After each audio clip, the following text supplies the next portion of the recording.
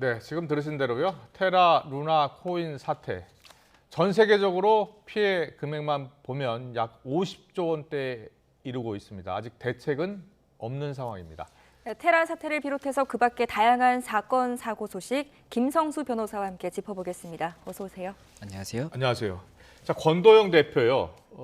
지난해 4월에 도주를 한 거예요, 해외로. 그리고 3월에 붙잡혔잖아요. 예. 지금 몬테그네로인가요? 거기에 계속 붙잡혀 있는 겁니까?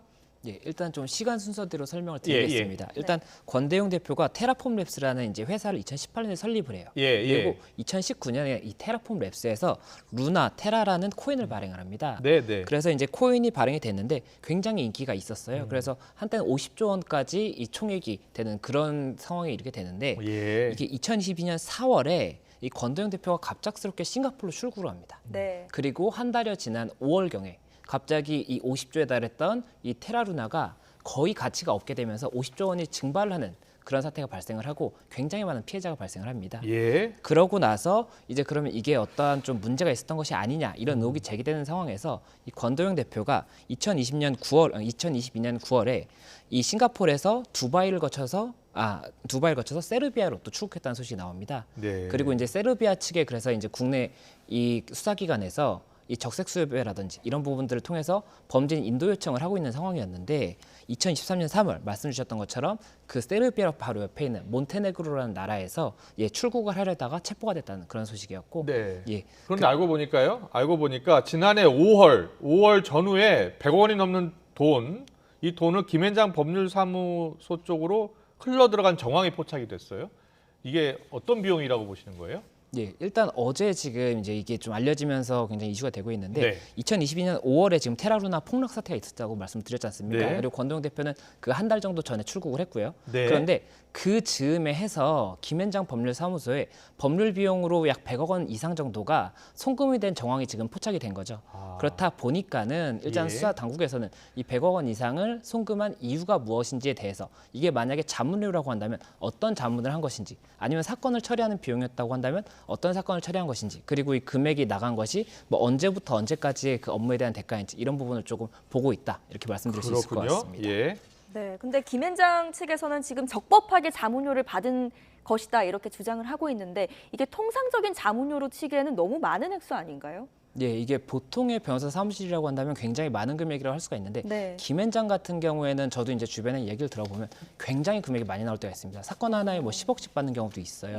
그렇다 보니까는 이게 만약에 오랜 기간이 있었고 만약에 이 이전에 뭐 자문만이 아니라 사건 같은 것들이 있어서 그것들을 처리하는 비용까지 다 합친 것이라고 한다면 아예 불가능한 액수는 아니다 보니까는 우선은 이 수사기관에서는 이 김앤장이라고 하더라도 이 사건을 담당한 변호사라든지 담당 팀이 있을 것이고 그렇다면 사건 처리를 했다면 어떠한 사건이었는지 그리고 또 자문이 있었다면 어떤 자문을 했는지가 다 이메일이나 이런 내역이 있을 거거든요. 그래서 그런 부분들을 조금 더 들여다보고 그 과정에서 이 김앤장에서 어떤 문제가 있었는지 또는 이 권도영 대표가 그때 당시 어떤 법률적인 이슈가 있었고 그 부분이 어떤 불법성이 있었는지 여부가 조금 더 판단이 되지 않을까 생각이 듭니다. 그렇군요. 네, 지금 권도영 대표의 모습이 보입니다. 한때는 천재로 불렸잖아요. 그래서 코인을 개발하고 또 실제로 거래소에서 거래도 됐고요.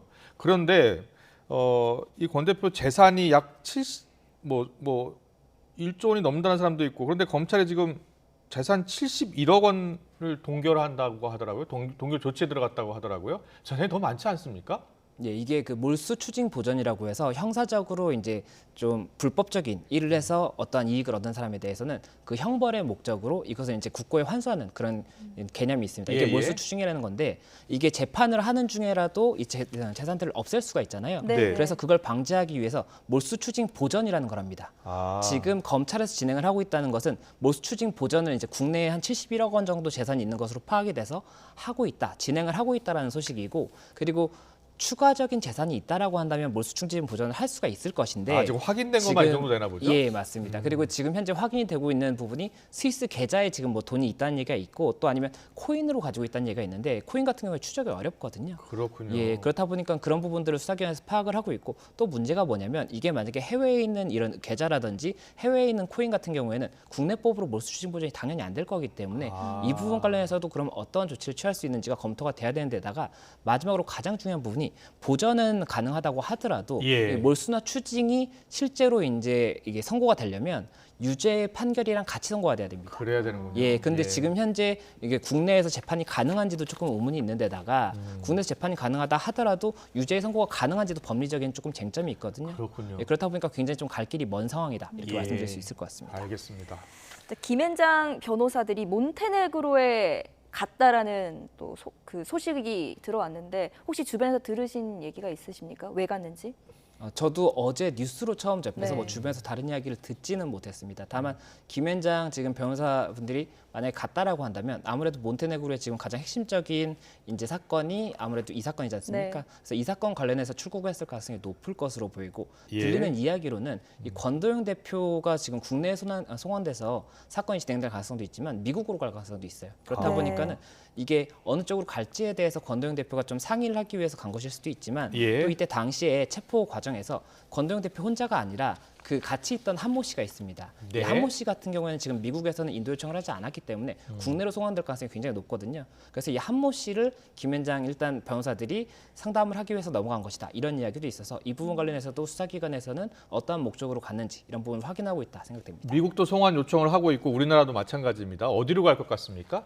예, 이 부분 관련해서 일단 몬테네그로에서 이 위조 요건을 사용하다가 이제 적발했던 것이기 때문에 위조 요건 재판을 받을 것이고 또 입국 기록이 없다는 얘기가 있어요. 그럼 불법 입국에 대해서도 아마 재판이 있을 겁니다. 그럼 그것만 해도 일단 결정이 나는데 꽤 걸릴 거고 만약에 거기서 2일을 한다면 더 걸릴 거예요. 그리고 그게 끝나고 나서 아마 이제 인도를 어디로 할지 이걸 결정을 할 텐데 미국에서는 지금 미국에서 더 인도 요청을 빨리 했다는 얘기가 있거든요. 예. 그렇다 보니까 그런 선후 관계가 있을 것이고 또 국내에서는 적색 수배라든지 이런 걸 우리가 먼저 했었고 또 국적도 우리나라지 않습니까? 그렇기 때문에 증거가 국내에 더 많다라고 해서 요청을 할 것이기 때문에 몬테네그로에서는 이런 주장들을 조금 파악을 해서 어느 쪽으로 송환하는 것이 적절할지 좀 판단을 하지 않을까 생각이 됩니다. 알겠습니다. 네. 근데 김앤장 측이 지금 권 대표와 한 전 대표로 동시에 변호를 맡게 되면 이것도 지금 이해관계가 복잡해진다는 얘기가 있더라고요. 어떤 얘기입니까? 예, 이게 변호사법상에는 상대방의 사건을 맡으면 안 되게 돼 있어요. 그거는 네. 수임이 이제 제한이 돼 있고 다만 상대방이 동의하는 경우에는 가능합니다. 근데 이번 같은 경우에는 상대방이라고 볼 수는 없고 아마 뭐 같은 범죄 행위를 한 혐의를 받고 있는 사람들이기 때문에 공동으로 수임을 한다고 해서 문제가 되지는 않을 겁니다. 그리고 공동으로 수임을 하는 것이 사실관계를 정리하는 데 있어서는 아마 변호사 입장에서는 조금 더 유리할 수 있다라고 판단을 할 수는 있는데 네. 다만 말씀을 드렸던 것처럼 지금 권도영 대표는 국내에서 사건이 진행될지 여부가 명확하지 않기 때문에 이 부분 관련해서는 추가적인 조금 검토가 필요한 것이 아닌가 생각됩니다. 네, 알겠습니다. 이제 좀 화제를 바꿔봐서요. 12살 의붓아들을 숨지게 한 혐의로 재판에 넘겨진 의붓어머니의 첫 재판이 열렸습니다. 지난 2월 구속된 직후의 발언부터 먼저 듣고 오시죠. 아이에게 미안한 마음은 없으세요? 아이에게 사죄하는 마음뿐입니다. 아이를 학교와 그때는 어떻게 했습니까?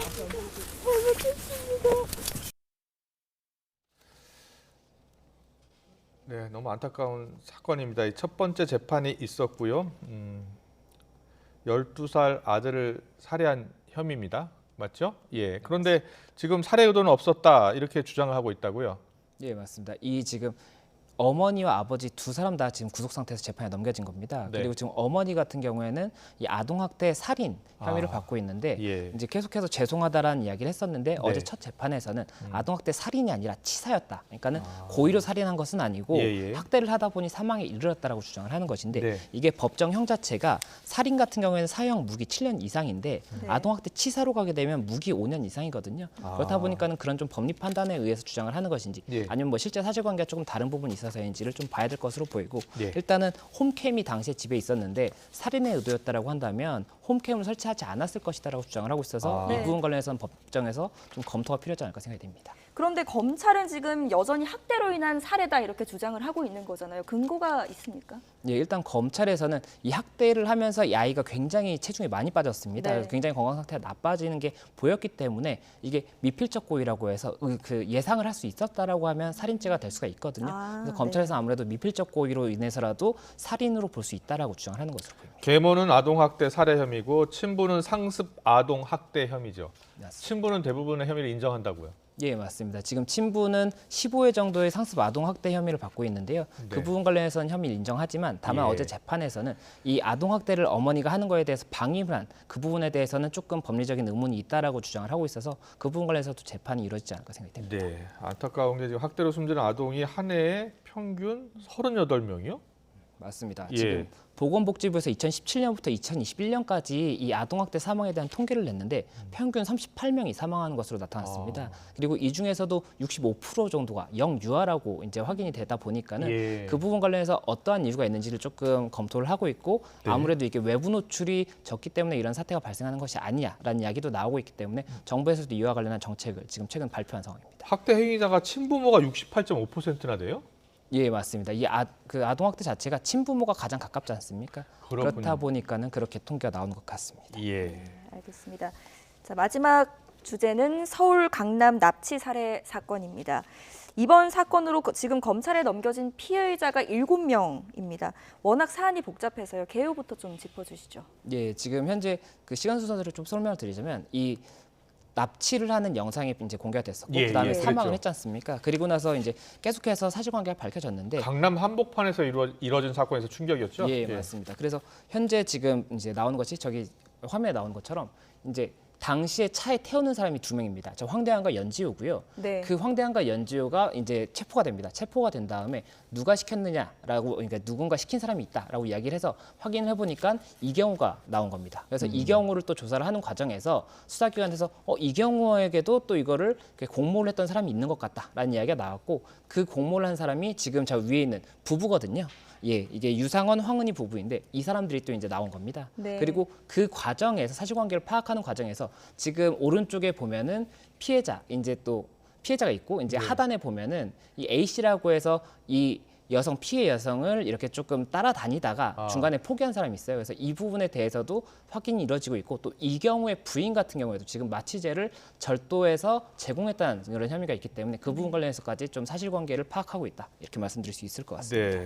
이 사건의 발단이 된 게 코인이었다면서요? 예, 맞습니다. 이게 피코인이라고 하는 것인데요. 지금 현재 이 피해 여성과 피해 여성의 남편이 이 피코인 관련 운영사를 운영을 했다는 이야기가 있고, 그리고 이제 이 부부가 있지 않습니까? 이 부부가 이 피코인 관련해서 투자를 하고 뭐 시세 관련해서 뭐 조작을 했다는 그런 의혹이 있습니다. 그리고 이 과정에서 어떤 좀 문제가 생겼었나 봐요. 그래서 그 문제가 생겨서 법적인 다툼도 하고 있었고 굉장히 많은 좀 다툼이 있는 상황이었다. 이렇게 지금 이야기가 나오고 있다 보니까는 아무래도 이 코인과 관련한 범죄가 아니냐 이런 추측이 계속 나오고 있는 상황입니다. 예. 네.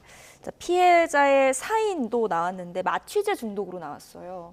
예, 맞습니다. 처음에는 이제 질식사 소견이 있다라고 이야기를 했었는데 네. 이제 국가수에서 결과가 나왔는데 마취제 중독이라고 나온 것이고 아. 이게 처음에 그 차량에서 마취제가 묻어 있는 주사가 발견이 됐었거든요. 네. 그렇다 보니까는 그 부분 관련해서 어떠한 좀 살인이 있었던 것으로 보이고 이게 마취를 하려고만 했다가 사망에 이른 것인지 아니면 처음부터 이 마취제를 통해서 살인을 했으려고 했던 것인지 이런 부분에 대해서도 일단 수사기관에서는 여러 가지 좀 가능성을 두고 열어보고 있다 이렇게 말씀드릴 수 있을 것 같습니다. 그렇군요.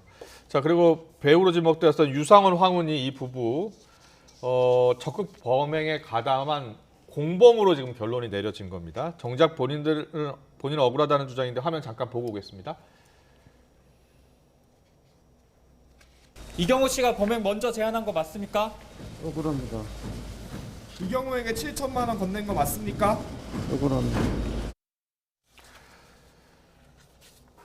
네, 부부는 저렇게 억울하다고 얘기를 했지만 경찰은 강도 살인 교사 혐의에서 더 무거운 강도 살인 혐의로 바꿨습니다. 이유가 뭔가요? 예, 일단 강도 살인 교사로 처음에는 좀 검토를 했었는데 네. 이 경우가 만약에 이런 범죄의 의도가 없었다라고 한다면 교사범이 될 수가 있지만 예. 원래 의도가 있었던 사람이었기 때문에 그렇다면 공범으로 볼 수가 있거든요. 그렇기 때문에 이 경우와 함께 강도 살인의 공범으로 봐서 강도 살인 혐의를 적용했다. 이렇게 지금 알려져 있습니다. 네, 이번 사건으로 5명의 이름과 얼굴이 공개됐는데 강력 사건, 단일 사건 중에서 가장 많다고요? 네, 맞습니다. 이 신상 공개 자체가 이게 흔하게 되지는 않지 않습니까? 근데 이번 같은 경우에는 5명이나 공개가 되다 보니까 단일 사건에서 가장 많은 숫자다 이렇게 이야기가 나오고 있는데 다만 이번에도 계속해서 얘기가 나오는 것이 이 증명사진이 공개가 되는데 증명사진이랑 실제로 이렇게 이제 검찰로 이동하거나 이럴 때 보이는 모습이 많이 다르다 보니까 많이 다르잖아요. 예, 그래서 그 부분 관련해서는 아무래도 어떠한 조금 뭐 그 체포 당시에 머그샷을 촬영을 하는데 그런 것들을 공개해야 더 이런 신상 공개의 실익이 있는 것이 아니냐 이런 이야기가 나오다 보니까 보니까 그 부분 관련해서도 계속해서 논의가 있을 수밖에 없다. 하나만 말씀드릴 수 여쭤볼게요. 있을 것 머그샷이 우리나라에서는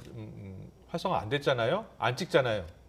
지금 제가 파악하기로는 머그샷을 촬영을 하지 않는 것으로 알고 있기는 합니다. 다만 이게 이러한 좀 절차를 진행을 한다고 하면 머그샷을 촬영할 수가 있는 것이고 어렵지는 않지 않습니까? 예, 예. 그렇기 때문에 그 부분 관련해서 논의가 필요한 것이고 증명사진 같은 경우에는 아무래도 이게 뭐 취업용이라든지 하다 보니까 많이 수정을 갑니다. 그리고 주민등록증 사진 같은 경우는 저도 20년 전 사진이 아마 등록이 돼 있을 것인데 예. 당연히 다를 수밖에 없기 때문에 그 부분 관련해 어떠한 좀 개정이 필요하겠죠. 알겠습니다. 사건 사고 소식을 김성수 변호사와 함께 자세히 짚어봤습니다. 잘 들었습니다. 고맙습니다.